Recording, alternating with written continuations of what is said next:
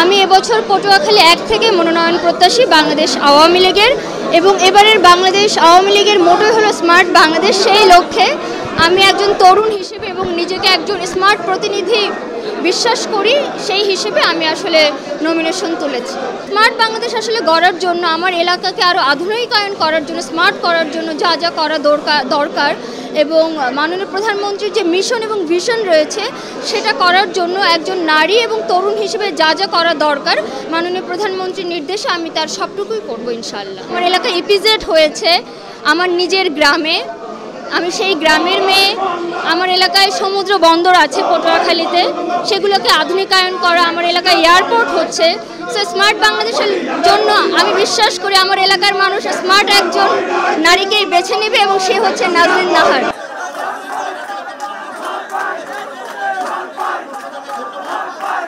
আমার জেলা জাতির পিতা বঙ্গবন্ধু শেখ মুজিব 1975 সালে পটিয়াকে জেলা ঘোষণা করা হয়েছে।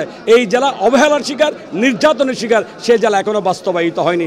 সেই 1983 সালে বাংলাদেশের সব মহকুমা জেলা হয়েছে, কিন্তু পটিয়াটা জেলা হয়নি। আমি নির্বাচিত হলে আমার মাননীয় প্রধানমন্ত্রী রাষ্ট্রনায়ক শেখ হাসিনা তিনি এই পটিয়াকে জেলা দেবেন, এবং এটা আমি তার কাছ থেকে আদায় করতে আমি সম্মত হব। আমি নিজস্ব উদ্যোগে, বাংলাদেশের কোথাও কোনো উপজেলা পর্যায়ে ল কলেজ নাই, আমি পটিয়াতে ল কলেজ করেছি, প্রতিষ্ঠা করেছি।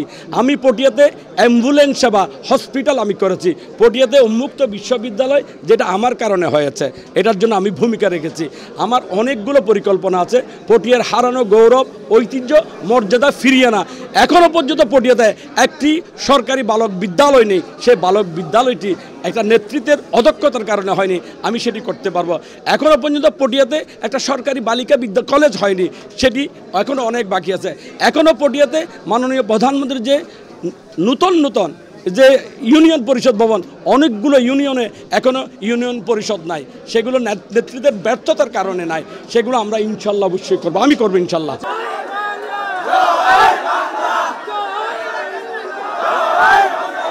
আমি কক্সবাজারের প্রত্যন্ত দ্বীপ এলাকা কুতুবদিয়া মহেশখালী 295 আমার নির্বাচনী আসন।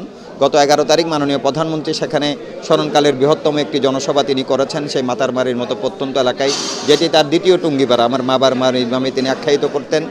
তিনি 1995 সালে তিনি 30 এপ্রিল সেখানে সমাবেশ করেছিলেন। দীর্ঘ 28 বছর পর আবার সেখানে তিনি জনসভা করেছেন এবং সেই জনসভা জনসমুদ্রে পরিণত হয়েছিল। 2041 সালের যে সম্ভাবনা, যে চ্যালেঞ্জ তিনি ঘোষণা করেছেন, যে পরিকল্পনা ঘোষণা করেছেন এবং আমাদের জন্য যে ডেল্টা প্ল্যান দিয়ে গেছেন আগামী প্রজন্মের জন্য, সেগুলি সফল বাস্তবায়নের জন্য আমরা মনে করি মাননীয় প্রধানমন্ত্রী জননেত্রী শেখ হাসিনার প্রতি বাংলাদেশের মানুষ আস্থা রেখে তাকে নৌকায় ভোট দিবে এবং নৌকায় ভোট দিয়ে বাংলাদেশ আওয়ামী লীগকে আবার রাষ্ট্র পরিচালনার সুযোগ করে দিবে। আমাদের অনেকগুলি কাজ চলমান রয়েছে, আমাদের ওখানে অনেকগুলি মেগা প্রকল্প বাস্তবায়িত হচ্ছে। আপনি জানেন যে বাংলাদেশের একমাত্র গভীর সমুদ্র বন্দর, সেটি আমাদের মাতার বাড়িতে, সেখানে ভিত্তিপ্রস্তর প্রদান করা হয়েছে, চ্যানেলের উদ্বোধন হয়েছে। সেটি 2028 সালের মধ্যে পূর্ণাঙ্গ অপারেশনে চলে আসবে। সেটি একটি আমাদের বড় চ্যালেঞ্জ। অনেকগুলি শিল্প কারখানা, ক্ষুদ্র মাঝারি ভারী শিল্প কারখানা গড়ে উঠবে, লক্ষ লক্ষ মানুষের কর্মসংস্থান তৈরি হবে এবং এগুলিকে কেন্দ্র করে ওখানকার অবকাঠামোগত উন্নয়ন হবে। মহেশখালী কক্সবাজার একটি সংযোগ সেতুর কথা আমরা দীর্ঘদিন ধরে বলে আসছি। মানুষের জীবনযাত্রার মান উন্নয়নের জন্য, সামগ্রিকভাবে আমরা দেশের কল্যাণের জন্য আমরা কাজ করব। আব্দুল হাসান ভাইকে